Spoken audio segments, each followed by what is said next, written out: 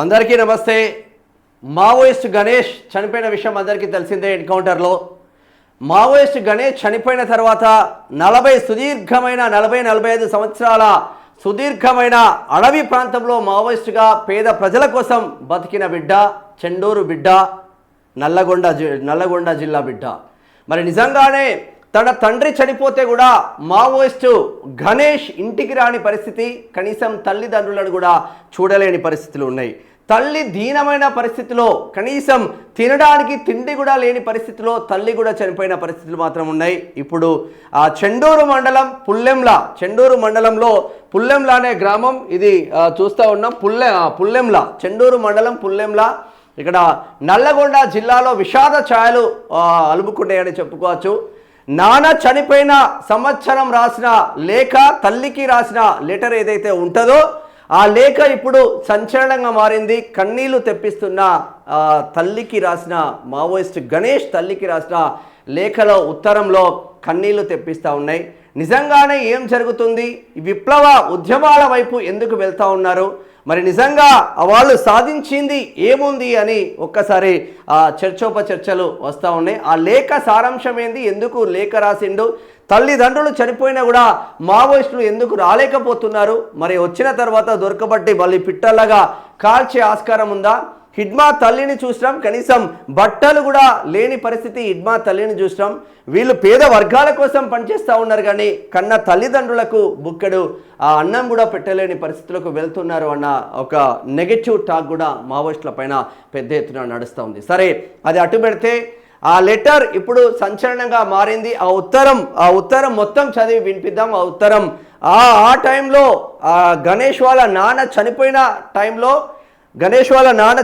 టైంలో జస్ట్ ఒక వార్తా కథనం వచ్చిన నేపథ్యంలో, మావోయిస్ట్ గణేష్ తండ్రి చనిపోయిందని ఒక పేపర్లో ఆర్టికల్ వచ్చిన నేపథ్యంలో ఆ ఆర్టికల్స్, ఆ పేపర్ వార్తను కట్ చేసుకొని తను తల్లికి లెటర్ రాసిందంట. ఆ లెటర్ సారాంశం ఏందో ఒక్కసారి విని మనం చదువుదాం. పూర్తి స్థాయిలో లెటర్ కూడా మనకు అందుబాటులో ఉంది. లెటర్కు ముందు చూసే ముందు ఇదే పుల్లెంల గ్రామ పంచాయతీ కార్యాలయం, పుల్లెంల మండలం చెండూరు, జిల్లా నల్లగొండ జిల్లా. ఇదే ఊరు గణేష్ది. పుట్టి పెరిగిన ప్రాంతం సొంతూరు. గణేష్ సొంతూరు ఇది.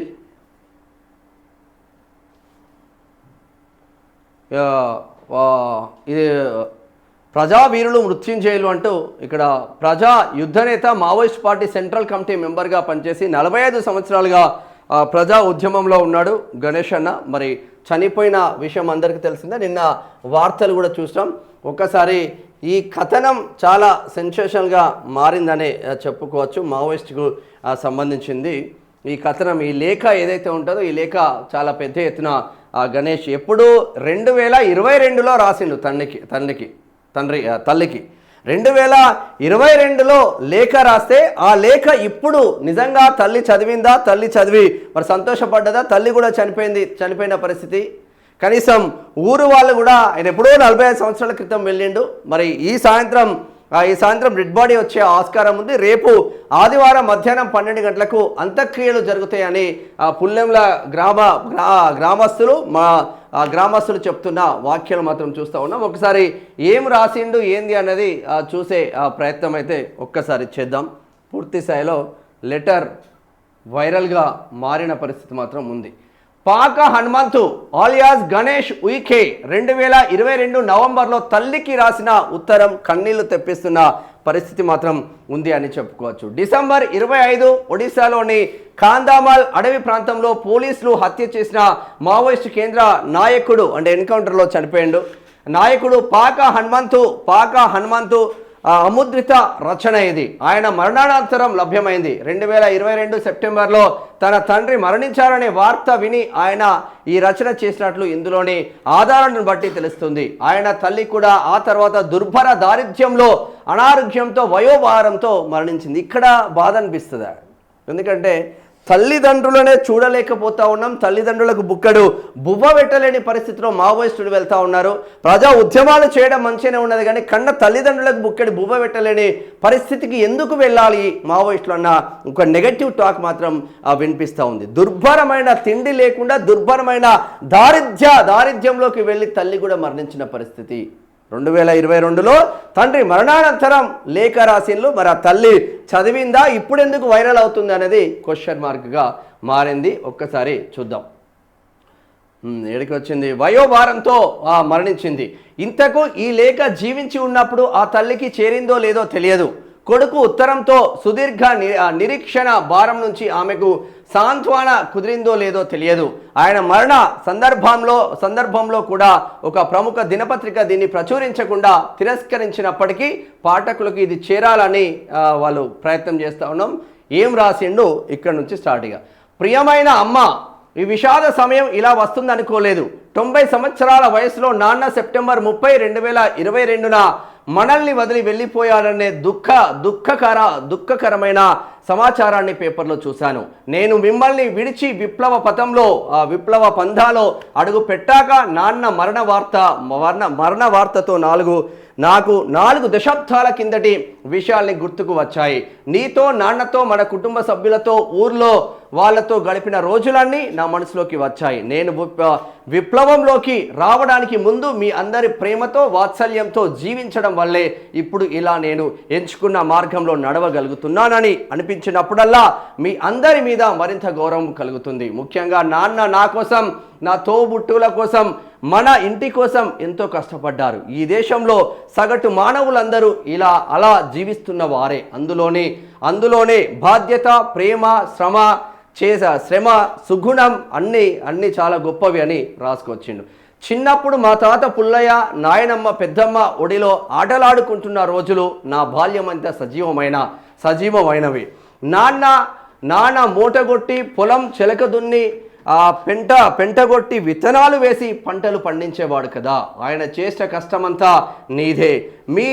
మీ ఇద్దరు కడు బీదరికంతో మమ్మల్ని సాధడానికి అప్పులు చేసి ఎన్ని కష్టాలు పడ్డారో కదా. అంత శ్రమ చేసిన ఆ రోజుల్లో మన కుటుంబం అంతా పస్తులు ఉన్న రోజులు ఉన్నాయి.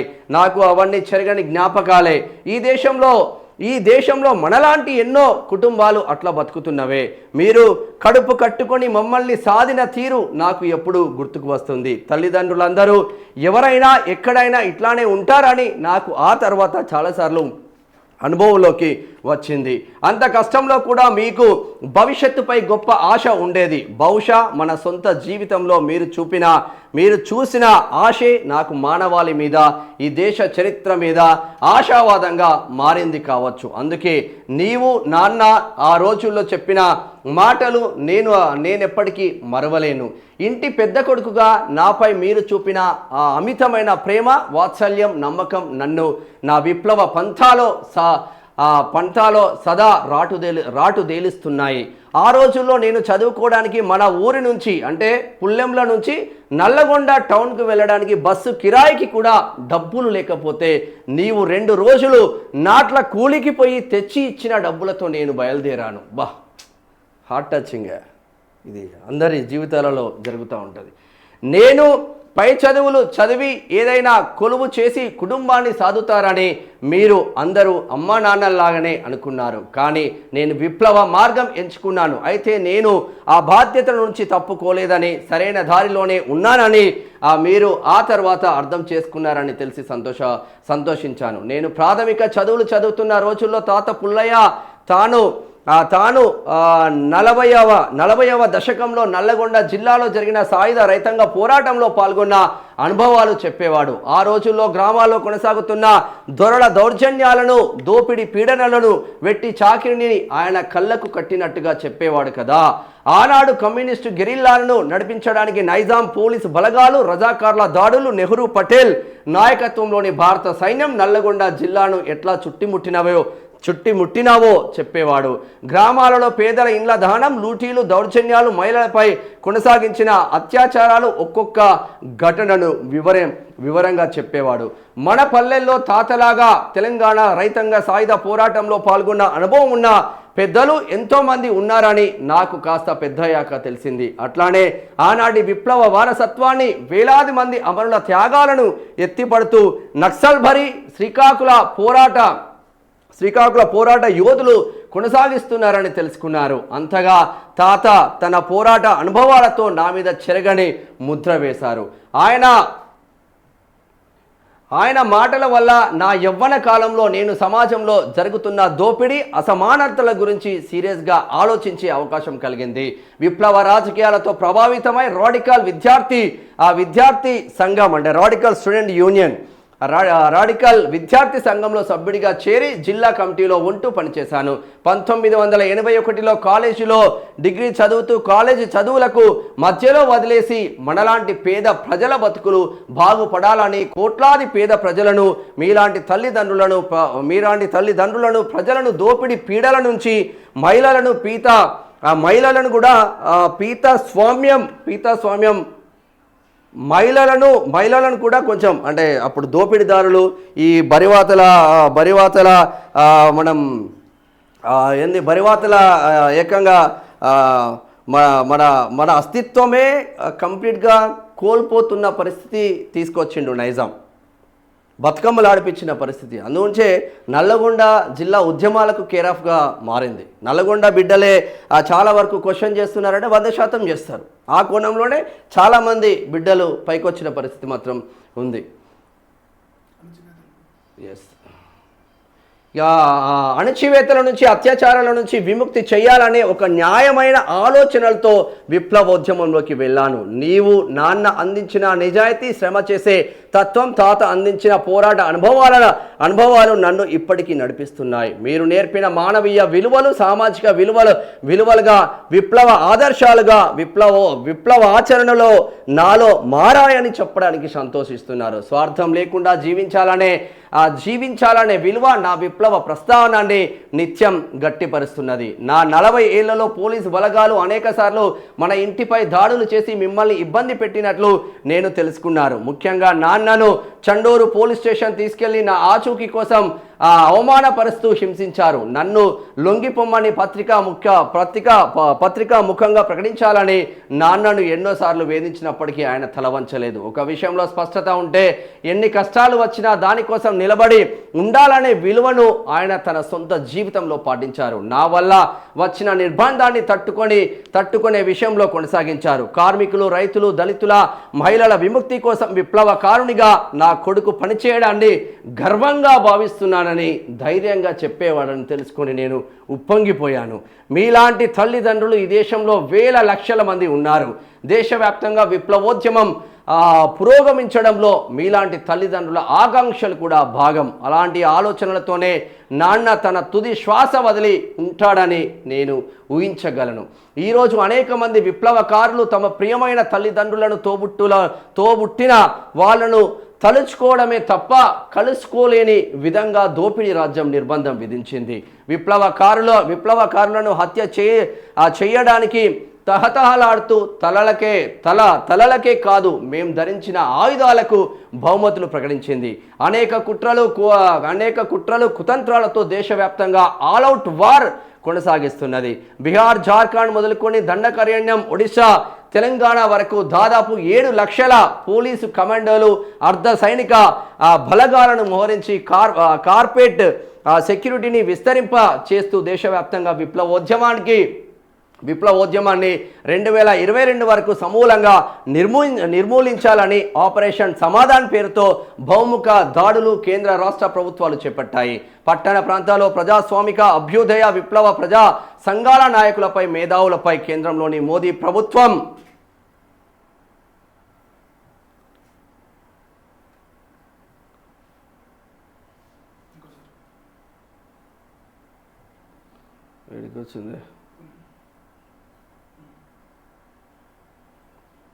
ప్రజాస్వామిక అభ్యుదయ విప్లవ ప్రజా సంఘాల నాయకులపై, మేధావులపై కేంద్రంలోని మోదీ ప్రభుత్వం అణచివేత ప్రయోగిస్తున్నది. తెలంగాణ ప్రభుత్వంతో సహా వివిధ రాష్ట్ర ప్రభుత్వాలు కేంద్రంలో మిలాఖత్ అర్బన్ నక్సలైట్ల పేరుతో వాళ్ళను నిర్బంధిస్తున్నారు. దేశీయ విదేశీ కార్పొరేట్ సంస్థల దోపిడీ కోసం ప్రభుత్వాలు అమలు చేస్తున్న ఈ విధానాలను వ్యతిరేకిస్తూ పోరాడుతున్న ఆదివాసుల మీద అర్ధ సైనిక బలగాలను పోలీస్ కమాండోలు యుద్ధం చేస్తున్నాయి. డ్రోన్ల ద్వారా బాంబులను గుమ్మరిస్తున్నారు.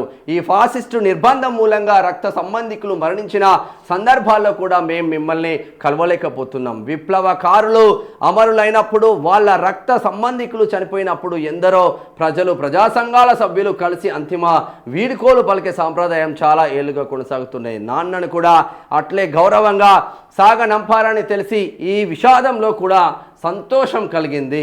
వాళ్ళందరికీ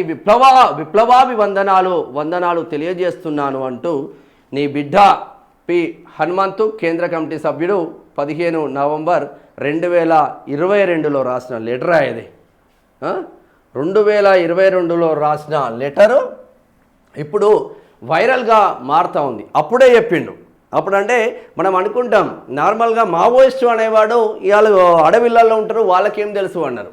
ఆ లెటర్లో ఏముంది, 2022 వరకే కంప్లీట్గా ల్యాబ్స్ చేస్తాం, మావోయిజాన్ని అంతం చేస్తామని దాంట్లో ఆయనే రాసుకొచ్చింది కేంద్ర ప్రభుత్వం పైన. అది 2026 మార్చ్ 31ను టార్గెట్ చేసుకున్న పరిస్థితి మాత్రం ఉంది. కేంద్ర హోంశాఖ కేంద్ర హోంమంత్రి అమిత్ షా చేస్తున్న వ్యాఖ్యలు మావోయిజం ఖతమైపోయింది అన్న చర్చ జరుగుతుంది. అందుగురించే ఈ దోపిడీ వ్యవస్థలపైన పోరాటం చేస్తూ ఉన్నాము, ఈ దొరలపైన పోరాటం చేస్తూ ఉన్నాము. తెలంగాణ రైతాంగ సాయుధ పోరాటం ఏ విధంగా జరిగిందో ఆ మొత్తం తతంగం మా తాత చెప్తే నేను చెవుల నిండా విని ఆ విప్లవోద్యమానికి అప్పుడున్న రాడికల్ స్టూడెంట్ ఫెడరేషన్ యూనియన్లో జాయిన్ అయి అంచెలుగా ఎదిగాను. 45 సంవత్సరాల సుదీర్ఘ కాలంగా కేంద్ర కమిటీలో అంటే చిన్న స్థాయి నుంచి కేంద్ర కమిటీ సభ్యుడి దాకా ఎదిగిన ఆ గణేష్ అన్న అంతిమయాత్ర రేపు మధ్యాహ్నం 12 గంటలకు చెండూరు మండలంలో పుల్లెంల గ్రామంలో నల్లగొండ జిల్లాలో జరగబోతుంది. కొన్ని ఆంక్షలు ఉండే అవకాశం మాత్రం ఉంటుంది. ఎందుకంటే చాలా వరకు ఆంక్షలు ఉండే ఆస్కారం ఉంటుంది. ఇంతకుముందు ప్రజా సంఘాలు వచ్చేది, పాటలు పాడేది, చేసేది. కానీ మొన్న జరిగిన తతంగం అందరికీ తెలిసిందే. మరి ఆ విధంగా గాదె ఇన్నయ్య అరెస్టు నేపథ్యంతో పాటలు పాడాలన్నా, ఒకవేళ కేంద్ర ప్రభుత్వానికి ఎదురించి ఇష్టం ఉన్నట్లు మాట్లాడాలన్నా మళ్ళీ ఏదో ఒక కేసులో ఇరికించి లోపలికి పంపిస్తారు అన్న ఒక చర్చ జరుగుతుంది. బట్ మావోయిజం జెండా ఎత్తుకున్నవాడు ఎవడో పెద్దగా భయపడకపోవచ్చు. అందులో నల్లగొండ జిల్లా కొంచెం ఉద్యమాలకు కేర్ ఆఫ్ అడ్రస్గా ఉంటుంది. తెలంగాణ రైతాంగ సాయుధ పోరాటం కావచ్చు, చాలా పెద్ద ఎత్తున నువ్వెంత అన్న చర్చనే జరుగుతూ ఉంటుంది. సో ఏది ఏమైనప్పటికీ ఆ తండ్రి చనిపోయిన మరణ వార్త విని ఆ లెటర్ రాసిండు. ఆ లెటర్లో సుదీర్ఘమైన అసలు మావోయిజం ఏంది, ఆయన ఎక్కడ పుట్టిండు, ఎక్కడ చదువుకున్నాడు, ఊర్ల నుంచి ఆ పుల్లెంలో ఊరు నుంచి నల్లగొండకు పోదామంటే బస్సు కిరాయి లేని పరిస్థితి అనేది, కడు పేదరికం. 2 రోజులు నాట్ల కూలీలకు పోయి తల్లి పైసలు ఇస్తే ఆ బస్ ఎక్కి మళ్ళీ చదువుకోవడానికి పోయిండు డిగ్రీ వరకు.